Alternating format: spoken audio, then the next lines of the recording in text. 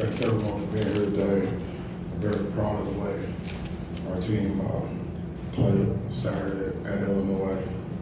We played complimentary football for 60 minutes, 4 quarters in the game, and we got the job done versus a very good opponent. Everyone in the organization, from the players, the coaches, and the support staff, had intentional focus last week, and I expect the same this week in our preparation for Rutgers. We hit the ground running this morning. We had very good meetings, reviewed the game, made corrections. We were able to learn some things from the game and why we were able to be successful in the game. We played complimentary football for the entire football game. Offense, defense, and special teams working together to get the job done, and that was the major reason why we were able to get the win, because we played together complimentary football. So looking forward to getting back home this week. The Woodshed, we've been on the road 2 weeks in a row, and so I know our players, our staff are really excited about getting back in front of our home fans. I expect the stadium to be rocking. It's going to be a great atmosphere. So with that, I'll open up for questions. Hey, Mel, in front of you guys obviously had some big goals coming into the season. I know it hasn't gone how you wanted. Do you feel like you guys have been able to kind of refocus and put that behind it, and you guys turn their attention to getting the most out of what's ahead of you guys in the season? Yeah. So right now we're focused on what's next, and that's Rutgers. Just focus on this one game in our preparation, playing our best football of the season. We feel like our best football is still ahead of us. Now I'm wondering from the other side of that, how do you put a win like that where you've had such an emotional week and you had such a release? How do you put that behind you and not maybe overlook a team that's had some struggles? Yeah, well, we talked about that this morning, that we cannot get seduced by success. We have to, learn from the game, good, bad, evaluate it, own it, and then shift to neutral, and then move on to what's next, which is focusing on the preparation for this game. And so that's what we're doing.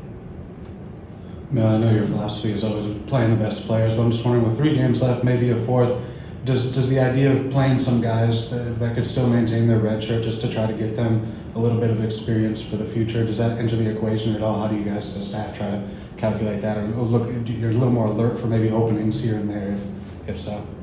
Yeah, we're going to play the best players. We're going to play the guys that give us the best chance to win this week. Obviously, we have quite a few young players that are playing now, and they have been playing, and so because they give us the best chance.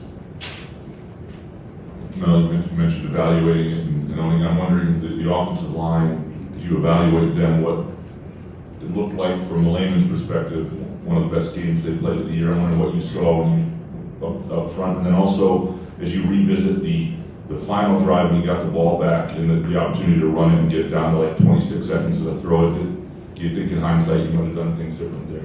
Yeah, well, the line did a really nice job in the game against, again, a very good opponent, top 5 defense. Our yards per carry was efficient in the run game, and did a really nice job in pass protection. And not just them, but the tight ends and the backs as well. And the receivers did a really good job blocking the run game, and the runners ran hard. So it was a solid performance, and I believe still that our best football is ahead of us on the offensive line and the run game and pass protection. At the end of the game, obviously we were trying to score a touchdown and have some very solid reasons for doing what we did. There's really 2 things at the end of the game. We had some miscommunication with some signaling that forced us to stop the game, regroup, make sure we had the right play call and things like that. Then obviously, we talked about previous to the pass play to run the ball and then let the clock go all the way down down 1 second, then call timeout, and then kick the field goal. But obviously we thought that what gave us the best chance to win the game was to attempt to score a touchdown. We thought we had a really good play up, and we did have a guy open. We weren't able to get it to him. And so we lined up to kick the field goal. And obviously we've had some operation issues this season. And so that factored into what we did. In your post-game press conference with Big Ten Network, you reiterated how proud you were of your team, and again, you started that today. Aside from what they did on the field, what are you most proud of when it comes to what your team was able to do this week? Really just blocking out the noise, staying focused, and staying together throughout this entire season, and not just last week. So the focus was really good, and the preparation was outstanding. You guys really, we become a closer football team throughout this season, and that was very apparent during our preparation last week. So I was very proud of the guys and the staff and the support staff. I told we had a staff meeting this morning at 6:45, and I told everyone, everyone contributed to the win. The players, the coaches, the 10 coaches, but also the support staff, the trainers, equipment, strength and conditioning, operations, nutrition. Everyone is a huge part of what we're doing. And it takes all of us, and so we've managed to stay together as an organization throughout the season, and it's paying off for us right now. No, as hard as it is when you're shorthanded through the injuries and suspensions and all that, is there a silver lining sometimes when you see, or when you go back and see guys like, Vandermark and Wigginton got some time in the offensive line, you see Spencer playing on defense and Jaden Mangum again. Is there a silver lining sometimes that not only are these guys getting important reps, but you see them doing good things as well? Yeah, like I saw Wigginton today when we were flexing in the stretch line before practice, and I walked past my side, so he snuck in the game for a snap, and he was, he had a good, he was in there, he did well, so those are all good signs. Our future is bright. We're playing a lot of young players out of necessity. And some of our younger players, actually beat some guys out as well. So I believe our best football is ahead of us. And I told the team this morning, it's not last year's team. It's really laying the foundation for this program, but it's this year's team. It's really laying the foundation for where we're going to be moving forward. You guys have had an uptick in blitzing, I think, in the last 3 games. I think 39% on Saturday. How much is that correspondent with the return of Xavier Henderson? I'm not sure if that's had a lot to do with it, but certainly having him back has helped our defense. He's a really good player, and he does a lot for us from a communication standpoint, experience, getting guys lined up, helping them make adjustments, especially with shifts and motions and things like that. So, he certainly helped, but obviously we're doing what we need to do from a schematic standpoint and calling the game, give us the best chance to get them stopped. And sometimes that's playing base defense, and sometimes that's pressure and bringing 5 or bringing 6, whatever it takes, relative to the game situation. We're prepared to do that. And along the same lines, how much did the injury to Darius Snow affect everything and kind of delay maybe what this defense is what we've seen out of this defense, I guess, in the last few games? Yeah, well, when guys go down and they're really good players, it's not a good thing. So with this next man up for us, and so we got to keep guys step up, have maybe new roles, maybe guys' roles increase, and everyone just bumps up a man. Like we talked about it during fall camp. We need everyone to be prepared to play because it's again of attrition, and some years you can go relatively injury free, but most of the time, your depth is going to be tested. And our depth has been certainly tested this season, and we're starting to see some progress from some of the guys, as opposed to week 4, week 3, week 4. We're making progress, especially like on the defensive side of the ball, where we've had the lion's share of our injuries.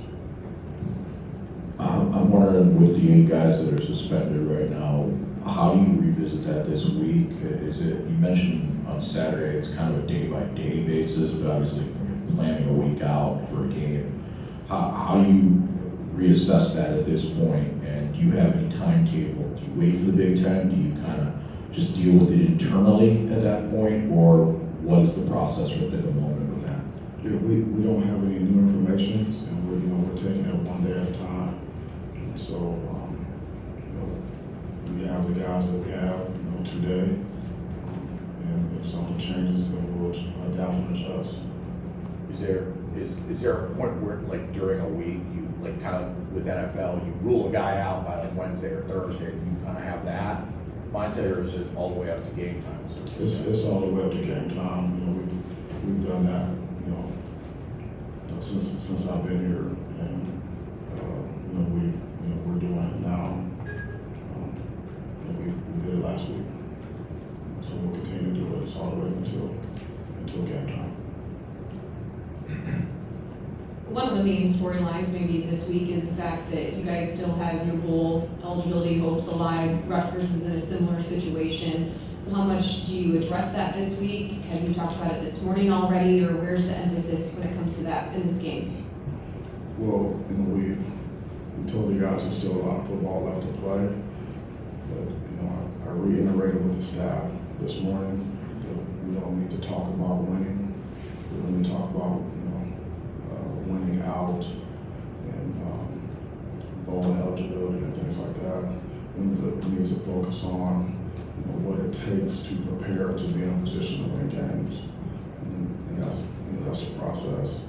So we keep our focus there, intentional focus on what it takes every day with the required work, the unrequired work, the focus that we need to have.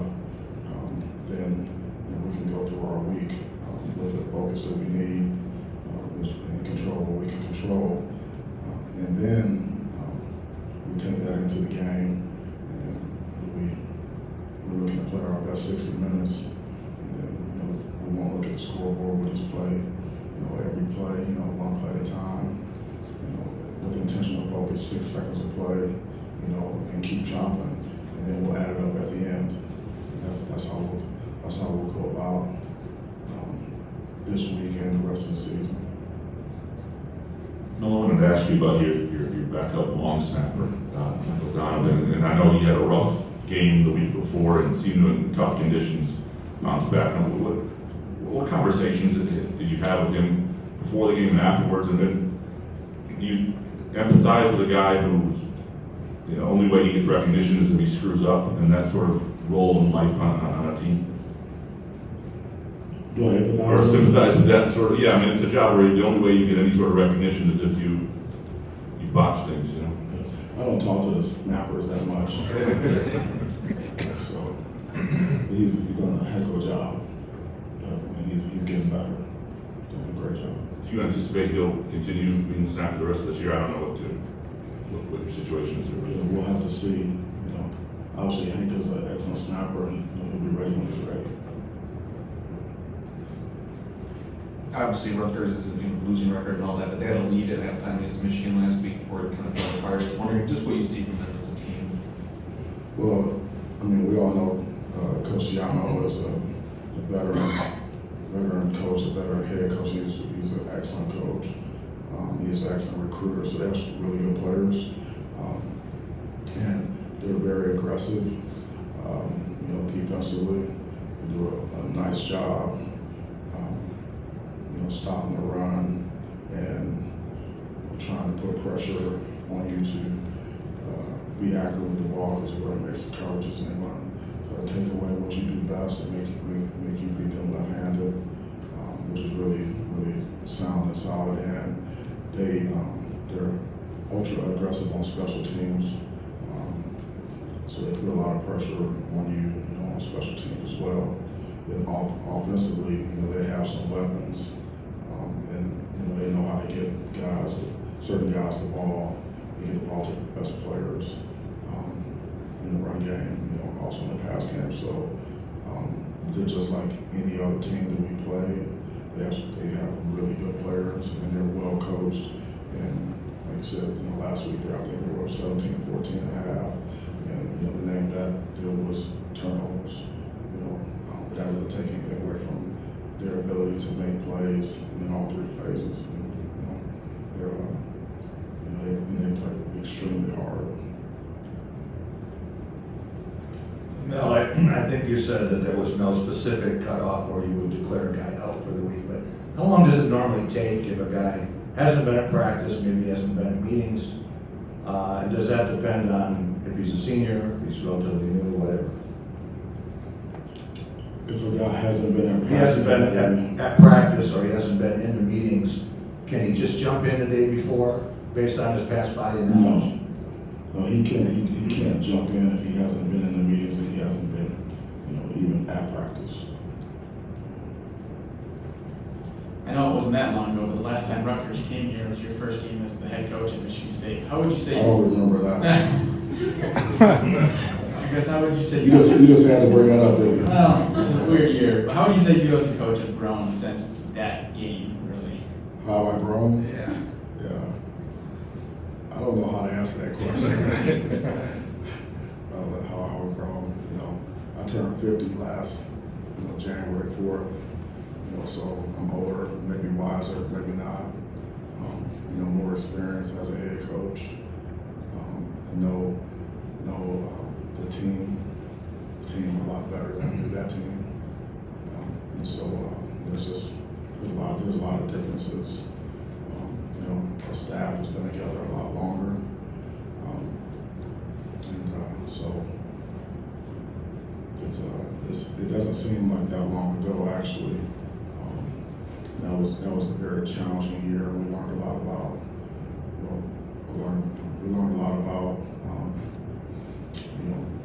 focus, and what it takes to win games. That particular game, turnover margin was huge, and there was a huge difference between week 1 and week 2 for us in terms of taking care of the ball. That's the biggest indicator of winning and losing. And you can see that show up last week at Illinois. Turnover on downs, of course, turnovers and things like that. There's some things that cause you to win and some things that cause you to lose. And so I would like to think that we understand that more now than we did then. Well, what's your level of concern right now with the field goal kicking and the struggles there? How much does that have a factor in your decision in terms of, like the last drive and your thought process there? How much does that factor in? It does. That factors into it, and also, the conditions. You're kicking with the wind, snapping against the wind, things like that, and seeing what happened on previous plays. So that all factors into it. And it has to. Everything matters. Ultimately, have to make a decision, and go with it. What's your concern level right there? Obviously, it's been an issue all year in terms of getting consistent field goal kicking. Yeah, we need more consistency, certainly. And so that's something that we're working towards every single day. We players want to be consistent. We want them to be consistent, so we practice. We continue to shot wood on it. We'll see what type of progress we make, this week, and then we'll go into the game and we'll have a plan. Then we'll have to make some critical decisions. But I have confidence in the players that are on the field. I just have to make decisions based on the information I have at the time. Now, you talked about this team getting closer, and how have you seen the team get closer? Maybe not on the field, but like off the field or at practice, the togetherness kind of growing. There's a lot of little things that I see, but the one thing that I point out to the team this morning was, I think this was, Saturday was the first time that I saw an offensive player in a defensive huddle during a media timeout, which is, 2 or 3 minutes or whatever. It may have happened before, but I didn't recognize it or notice it, but I noticed it. It was significant. I noticed it in Champaign. So that's just one example of a team, getting closer. We have, some standards and values that we talk about. One is toughness. Another one is discipline. And the third one is being selfless. And one of the standards in being selfless is picking a teammate up and finding a teammate after a play.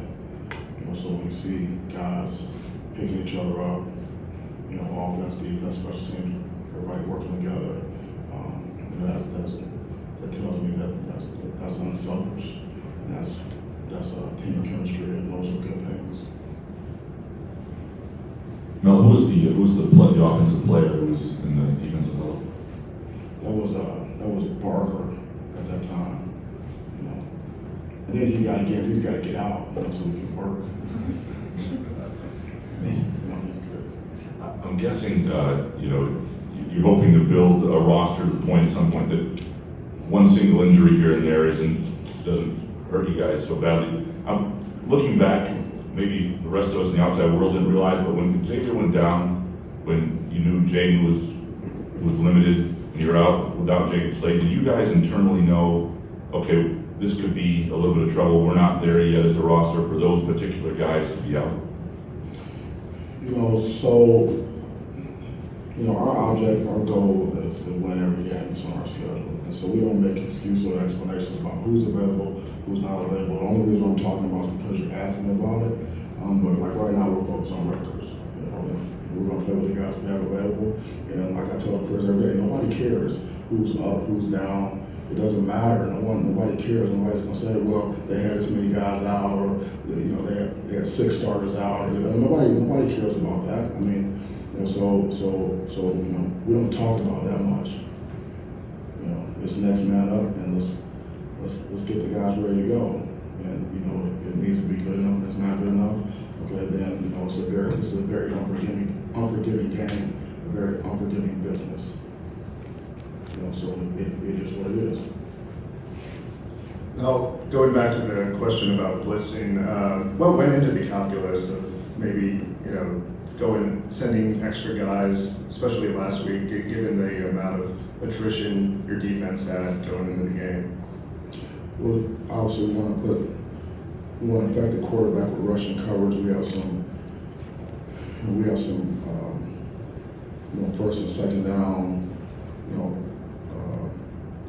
run pressures. Some that are more suited for the run game, and we have some that are good run pass first and second down pressures. Where we can change the look. On our reduced side or on our bubble side, in the run game, or we can create some one-on-ones, in the passing game to affect the quarterback with the rushing game with good coverage behind it. And then, on some obvious passing downs, on third down and 2 minute, obviously we have some pressures to work to attack the protection, get more one-on-ones, and maybe to maybe get up someone, a linebacker on the back, something like that. Try to win that way. We're not expecting to get guys free, but if we are free, don't miss the layup, but create some one-on-ones. And we have to have really good coverage behind it, and then we have to mix it up. And so to me, when you call a pressure or you call or not, you rush 6 guys or you rush 3 guys.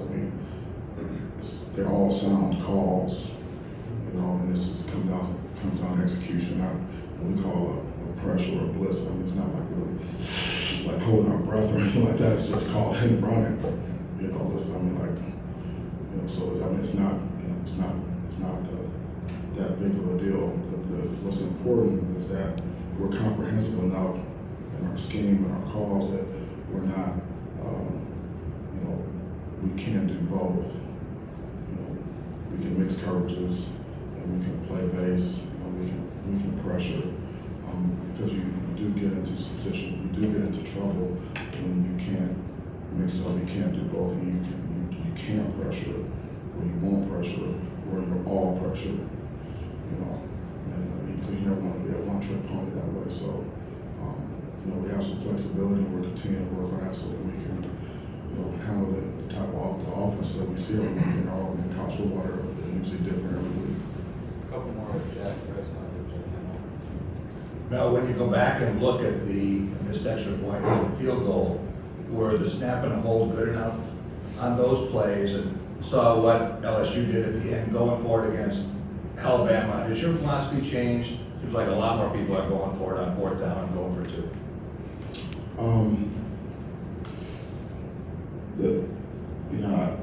I'm not sure if I can revisit those snaps and holds right now.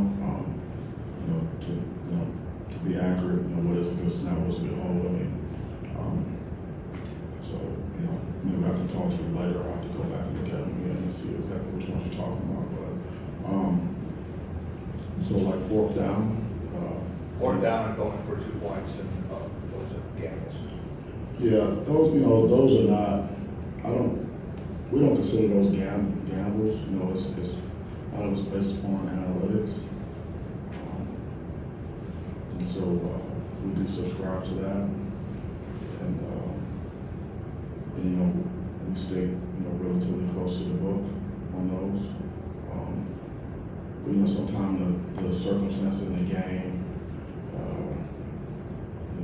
don't allow you to go with it, what the numbers say. Maybe, and we do have analytics based upon the weather conditions as well. Factor those in, but sometimes injuries factor in to this decision making, or just what we've been able to get done in the game previously or not be able to get done to be able to go forward. So, but it's not a like a riverboat gambler type gut type deal. We're going based upon a lot of score probabilities and win probabilities. For example, I think after the Washington game many weeks ago, there were some questions about why we decided to go for it. Go for 2 instead of kicking a field goal or something, making it a 14 points or something like that. I don't remember exactly the number, but it was kicking an extra point as opposed to going for 2. We decided to go for 2. Well, in that particular situation, because the goal is to win the game, not to tie. In that particular situation, in that point in the game, you only have so many possessions left.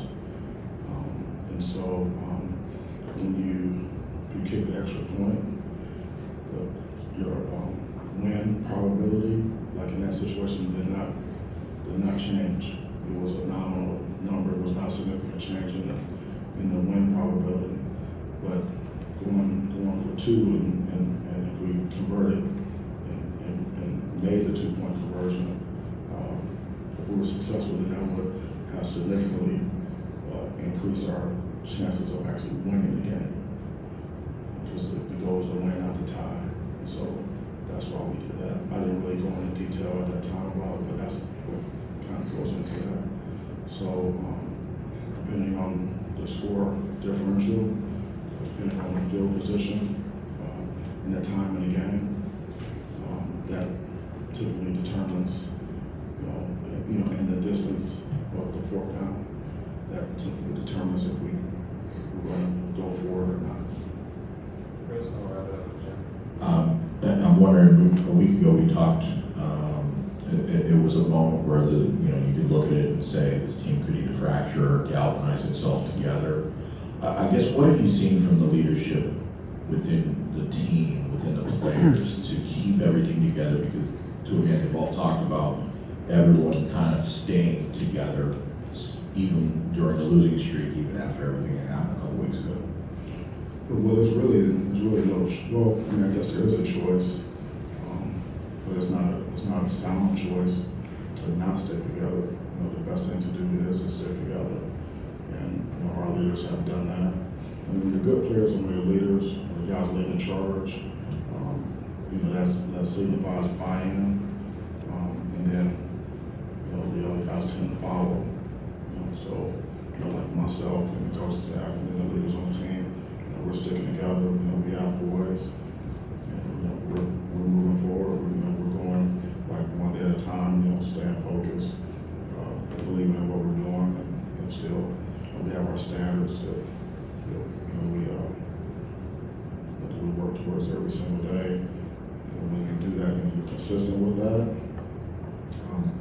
and that's when you have the best chance to keep guys together. You know, when we're up and down like a yo-yo based upon emotion and not the standard, then that's when you know, things can you know, get away from you. And that has not happened with this team. I don't anticipate that ever happening. Mel, you talked about versatility and roles expanding for some players. Aaron Brule is a guy who expanded a little bit this past weekend. It looked like some inside linebacker, some outside linebacker, you know, pass rusher in pass situations or picking up a tight end man-to-man. Can you talk about how the readiness that he had for that situation and what you see from him going forward? Yeah, so like what you see from him, he does have versatility. He does a really good job on special teams. You know, he has a lot of experience playing backer, but he's also he's a good blitzer, and he's also an excellent rusher. You know, so we use him in all those capacities. And he's a veteran player, and he can handle that, and it's really helping us. You know, so we're going to continue to put our players in a position where they can be at their best. You know, like minimize their weaknesses and really kind of place their strengths within a scheme. And sometimes it takes some moving guys around the position, takes some extra learning, but that's what you know the required and unrequired work is all about in the game plan. And that's where intentional focus comes in, and trusting the process and believing that we're going to put you in a position to make plays. So you know, just study up on the game plan, you know, practice with intentional focus, and prepare so that we can take it to the game and you know and have success. You know, and that's what he's doing. Thanks, Coach. Appreciate it. Thank you so much. Appreciate you covering the team. See you next time. So great.